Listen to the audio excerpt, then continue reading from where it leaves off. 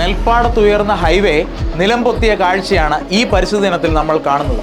പൂർവികരിൽ നിന്ന് പൈതൃകമായിട്ട് ഇങ്ങോട്ട് കിട്ടിയതല്ല നമ്മുടെ പ്രകൃതി. അത് വരാനിരിക്കുന്ന തലമുറകളിൽ നിന്ന് കടം വാങ്ങിയതാണ്. അത് സുരക്ഷിതമായിട്ട് തിരികെ ഏൽപ്പിക്കേണ്ട ജോലിയും നമുക്കുണ്ട്. നമ്മുടെ ഭൂമി, നമ്മുടെ പ്രകൃതി അപകടത്തിലാണോ? പ്രളയവും മണ്ണിടിച്ചിലും ഒക്കെ ഭീതി വിതച്ച്, നാശം വിതച്ച് ഇനിയും കടന്നു വരുമോ? ഇതിലൊക്കെ നമുക്കെന്തെങ്കിലും ചെയ്യാനുണ്ടോ? മനുഷ്യനാണോ ഇതൊക്കെ വരുത്തി വെച്ചത്?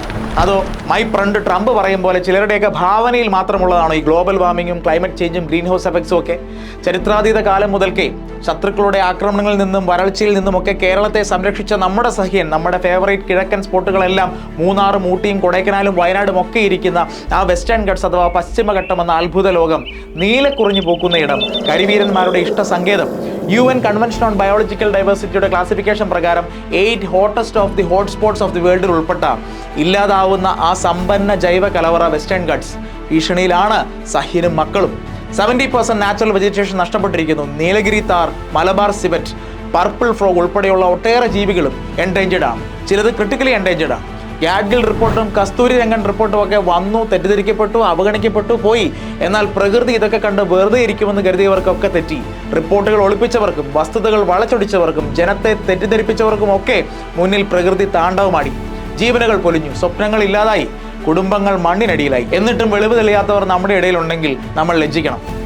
അണച്ചിട്ടും അണയാതെ ബ്രഹ്മപുരത്ത് കത്തിയെരിഞ്ഞ മാലിന്യ കൂമ്പാരവും, അർജുനെയും ലോറിയെയും ഗംഗാവാലി നദിയിലേക്ക് വലിച്ചുകൊണ്ടുപോയ ഷിരൂരിലെ മണ്ണിടിച്ചിലും, ആമയിഴഞ്ചാൻ തോടിൽ ജോയിയെ ശ്വാസം മുട്ടിച്ച് മരണത്തിലേക്ക് തള്ളിവിട്ട മാലിന്യ കടലും, വയനാട്ടിൽ 300ഓളം പേരെ നിന്ന നിൽപ്പിൽ ഇല്ലാതാക്കിയ മണ്ണിടിച്ചിലുമൊക്കെ നമ്മളെ നടുക്കുന്നില്ലെങ്കിൽ, മാറാൻ നമ്മളെ പ്രേരിപ്പിക്കുന്നില്ല എങ്കിൽ എത്ര പരിസ്ഥിതി ദിനങ്ങൾ വന്നു പോയിട്ടും കാര്യമില്ല.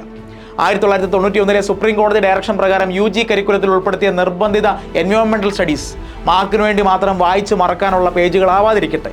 ജൂൺ 5 ലോകം പരിസ്ഥിതി ദിനം ആഘോഷിക്കുമ്പോൾ നമ്മുടെ ഇടയിൽ നിന്ന് അറിവിനെ ജനനന്മയ്ക്കായിട്ട് പ്രാവർത്തികമാക്കാൻ കഴിഞ്ഞവരെ നമുക്ക് പ്രോത്സാഹിപ്പിക്കാം. പരിസ്ഥിതിക്ക് ഇണങ്ങുന്ന നിർമ്മാണ രീതികളും ഗ്രീൻ ടെക്നോളജീസും ഒക്കെ നമുക്ക് അഡോപ്റ്റ് ചെയ്യാം. പാരിസ്ഥിതിക പഠനങ്ങളും സോയിൽ ഇൻവെസ്റ്റിഗേഷൻസും ഒക്കെ കൃത്യമായിട്ട് നടത്തി മാത്രം, പ്രകൃതിയെ അറിഞ്ഞും സംരക്ഷിച്ചും മാത്രം നമുക്ക് മുന്നോട്ട് പോകാം.